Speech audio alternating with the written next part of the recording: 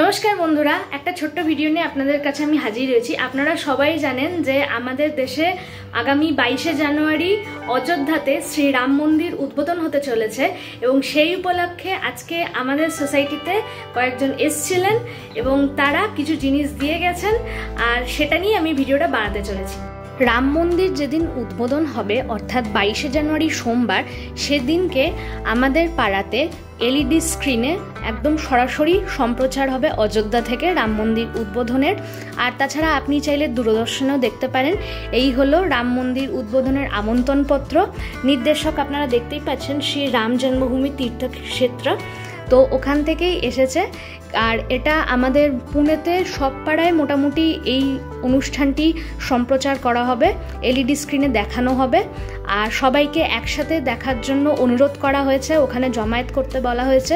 আর তাছাড়াও পুনেতে সেদিন বিভিন্ন মন্দিরে অনুষ্ঠান করা হবে, কীর্তন হবে। এখানে আপনারা দেখতেই পাচ্ছেন লেখা আছে যে ভজন, কীর্তন, আরতি, পূজা, এই শব্দগুলি আপনারা দেখতে পাচ্ছেন।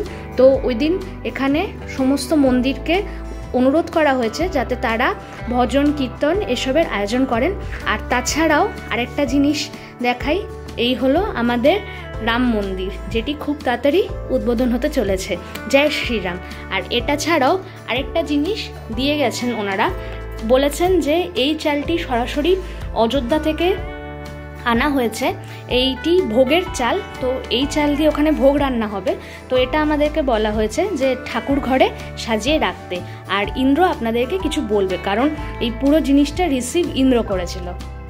তো ইন্দ্র, প্লিজ সে সামথিং। ওনারা এসে কি বললেন এই ব্যাপারে? ওনারা এলেন, বাড়িতে কলিং বেল বাজালেন, তারপর আমি দরজা খোলার পর জিজ্ঞেস করলাম কোথায় থাকি, কি করি, অ্যান্ড আমাদেরকে এই কার্ডটা দিলেন, দিয়ে বললেন যে 22 তারিখ অযোধ্যাতে আপনারা নিমন্ত্রিত, সপরিবারে নিমন্ত্রিত আছেন। আর যদি ওখানে যাওয়া পসিবল না হয় তাহলে বাড়িতে অ্যাটলিস্ট 5টা দীপ জ্বালাবেন, মানে প্রদীপ দিয়া জ্বালাবেন। আর এটাকে অ্যাজ এ দীপাবলির মতো এই জায়গাটা, এইখানে এটা আপনি সেলিব্রেট করবেন।